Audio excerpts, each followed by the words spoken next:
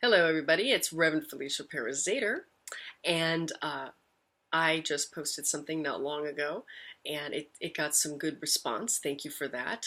And Helen asked this very meaty, um, very rich question about, excuse me, conflict.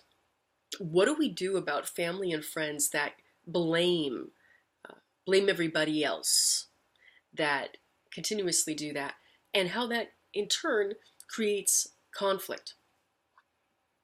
So here's the deal. I'm going to try and do this very quickly. Uh, okay, first we must remember. We must remember to call God in.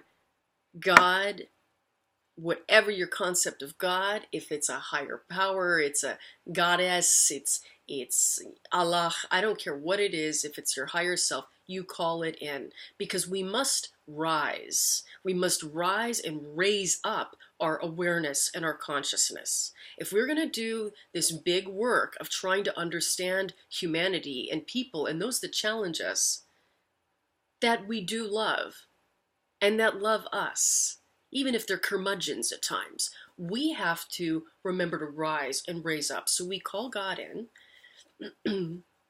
and we see ourselves almost going up a ladder and having this higher perspective. And from this place now, we have a different vantage point, and we can see with a different filter and without judgment.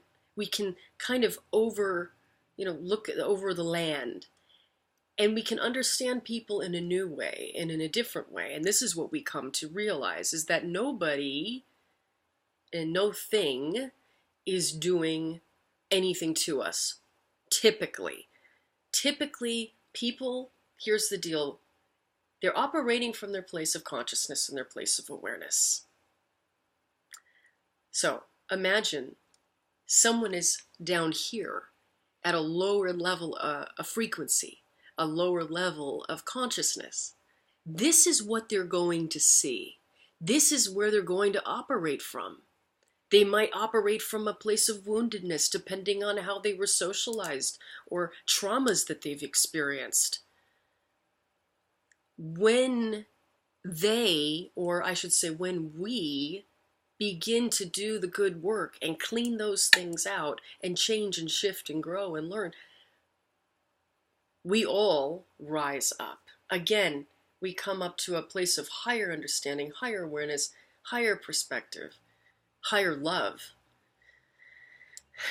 So it's important to shift the focus from other people to ourselves and understand our own behavior first.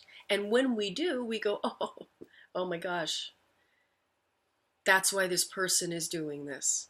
They are actually operating as best as they can, the way they can.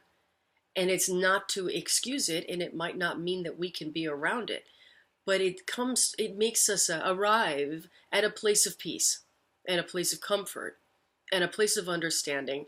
And bless Dana Dovich, wherever she is right now, one of my master teachers and a therapist that I had for a long time, that said, when we really know that fact, that people are doing the best they can, we gain understanding. And from the understanding, we raise up in compassion.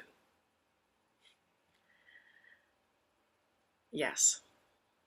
So let us do the best that we can for ourselves, for other people, for this world, and for our children. The more we understand and the more we love, the less war we have, the less violence, and the less fear. That's how interconnected this all is. That's how deep this work is. No one gets a pass. We all have a role, and we all have a responsibility to do this work. I send you blessings, and I send you love. Bye for now.